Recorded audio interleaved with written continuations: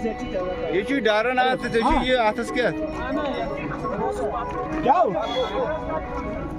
ओ ऐसा वो यार इधर से जमा यार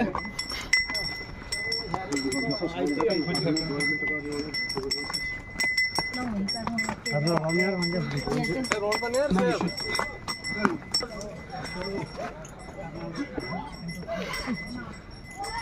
पूजा जी की बल्ले बल्ले पूजा जी की बल्ले बल्ले पूजा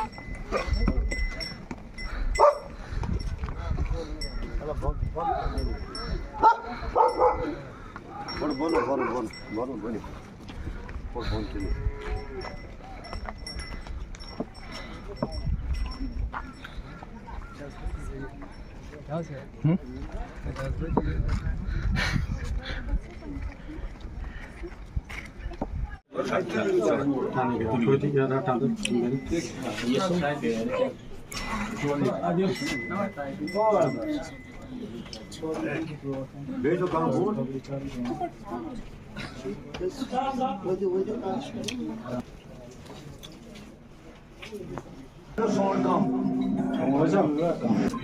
धोबीपुरा में यहाँ आए हुए मेरी इतनी सारी बहनें माएँ बुजुर्ग नौजवान,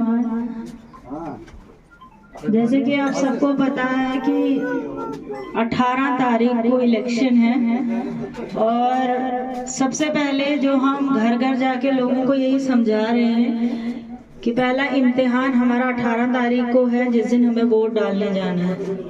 तो वोट डालने के लिए आप लोगों को अपने अपने घरों से निकलना, किसी को भी घर में नहीं रखना है आपने। हमारे लिए इस टाइम पे एक एक वोट बहुत कीमती है। अगर कोई बाहर है आपका उनको भी बुलाएं, क्योंकि 10 सालों से आपको भी पता है, हमें भी पता है कि कितनी मुश्किलें हम लोगों ने यहाँ पे झेली हैं, चाहे वो बेरोजगारी हो, महंगाई हो या दूसरे मसले हों। इतने सारे पावर प्रोजेक्ट हैं। अभी मैं आई, आपके घर के सामने पावर प्रोजेक्ट है और जो हमारे बच्चे हैं उनको वहाँ नौकरियां नहीं, और जिनको हैं भी तो ठेकेदारों के साथ बेचारे काम कर रहे हैं। तो जो हमारी बीजेपी है जो ये दावा करती है हमने लोगों को अच्छे दिन दिए, हमने लोगों की भलाई के लिए काम करे, पर हमारे डिस्ट्रिक्ट किश्तवाड़ में मुझे तो ऐसा कहीं नहीं लगा। क्योंकि जो महंगाई है वो आपको पता है आसमान छू रही है। राशन त्रुआ किलो मिलन पर इंसान को, पर सोल को, उसको घटा के इन्होंने 5 किलो कर दिया। वो हमारे लोगों को पूरा नहीं हो रहा है और लोग जो है मजबूरन दुकानों से राशन खरीदने के लिए मजबूर हैं। हमारी सरकार ने, जबकि पिछले दिनों उमर साहब भी आए थे, गुलाबगढ़ में प्रोग्राम हुआ था, उन्होंने ये कहा है कि 8 तारीख को जो हमारी सरकार बनने जा रही है, क्योंकि बीजेपी तो सरकार बना नहीं सकती है क्योंकि उसने हमारी 90 सीटों में से सिर्फ 42 सीटों पे अपने जो उम्मीदवार हैं कैंडिडेट वो उतारे हैं, और 42 में से जो एग्जिट पोल दिखा रहा है 10 से 12 सीटें ही बड़ी मुश्किल से बीजेपी यहाँ से जीत रही है।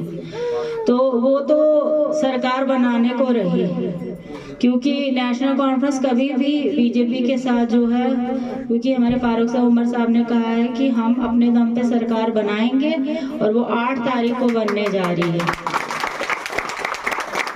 और 8 तारीख को अगर हमारी सरकार होगी तो हमारे यहाँ से भी जो हमारे कैंडिडेट है, जैसे मैं हूँ, सजाद साहब हैं, अगर हम जीत के वहाँ बैठेंगे असेंबली में तो आप लोगों की जो भी परेशानियां हैं वो हम वहाँ कह सकते हैं। क्योंकि पहले क्या होता था, इन 10 सालों में ना तो कोई सरकार थी और ना ही कोई वैसे कुर्सी पे बैठा था जिसके पास हम अपनी गुहार लगाते थे, अपनी बात रखते, क्योंकि सारा कुछ जो सिस्टम था वो ब्यूरोक्रेसी के हाथ में था, जितने भी ये गवर्नमेंट एम्प्लॉयज हैं उनके हाथ में था, और ये लोग जो हैं किसी की बात ना सुनने को तैयार थे।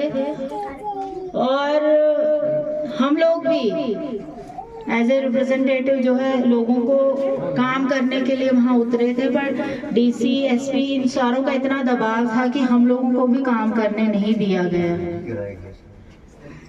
तो बाकी सबसे पहला हमारा जो एक मुद्दा है वो ये है कि हमें जीतना है, और इसके लिए जो है हमें मेहनत करनी है बहुत ज़्यादा। यही 3 दिन हमारे पास हैं। आपको दिन रात आपके आगे पीछे दाएं बाएं जितने लोग हैं आप उनको समझाओ, क्योंकि नेशनल कॉन्फ्रेंस ही वाहिद एक वो जमात है जो गरीबों की सरकार है, जो गरीबों का सोचती है।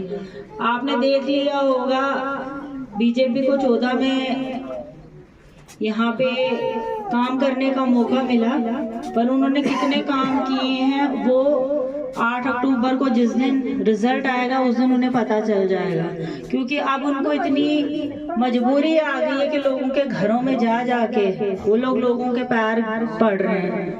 खासकर मैं पाउडर की बात करूं तो पैरों पे गिर गिर के बोल रहे कि बस ये साल दे दो, अगली बार से हम अच्छा काम करेंगे, बस इस बार हमें वोट कर दो।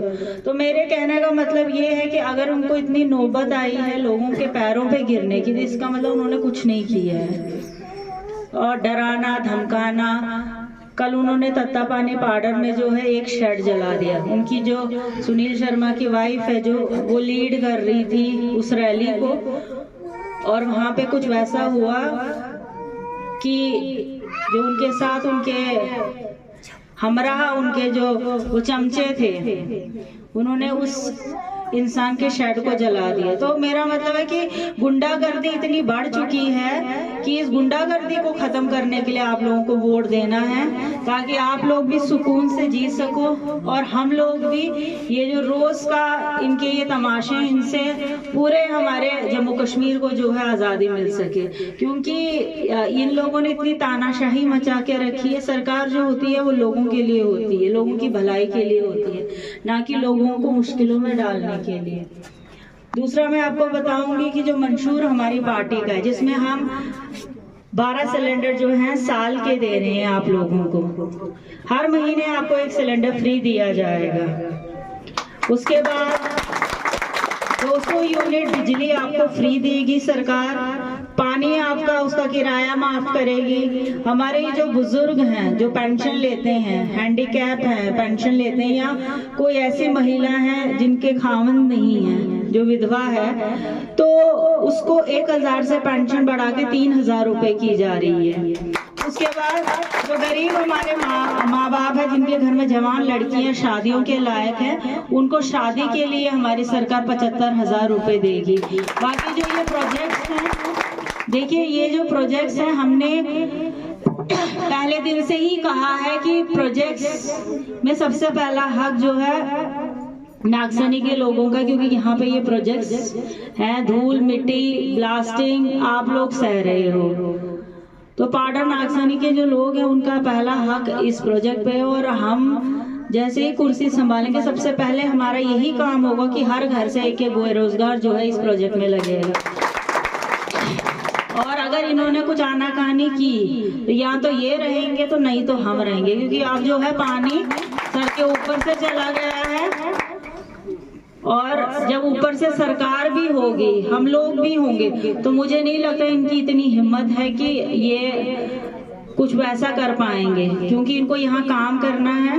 अगर ये काम करना चाहेंगे तो यहाँ रहेंगे, अगर नहीं करना चाहेंगे तो ये अपना भोरा बिस्तरा गोल करके यहाँ से जा सकते हैं। पूजा जी आगे बढ़ो, पूजा जी आगे बढ़ो।